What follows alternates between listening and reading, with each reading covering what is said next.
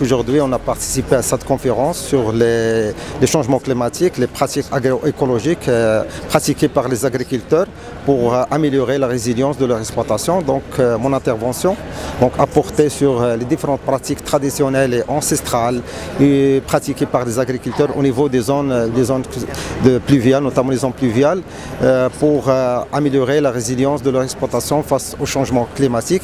Et aussi, mon intervention a porté sur les différentes mesures les prévues dans le cadre de la stratégie Génération Green pour promouvoir une agriculture intelligente face au climat et aussi pour faire promouvoir une agriculture résiliente et éco-efficiente. Pourquoi notamment cette souveraineté alimentaire? Parce que nous constations hier la réussite de la Chine, nous observons celle de l'Inde. Il n'y a aucune raison, notamment que nous ne pouvons pas, la main dans la main, participer à la réussite de l'Afrique avec l'Europe, avec le reste du monde, l'un avec l'autre, pas l'un contre l'autre. Ça veut dire mutualiser notamment les technologies, mutualiser notamment les synergies, parce qu'aujourd'hui, l'agriculture traditionnelle, c'est quelque chose qui est révolu. Donc aujourd'hui, on a un capital humain très important, et notamment au Maroc, qui est devenu un modèle, que tout ce qui est notamment nouvelles technologies pour la valorisation de la production, tout en protégeant l'environnement d'une manière durable, c'est quelque chose qui est devenu aujourd'hui notamment une réalité et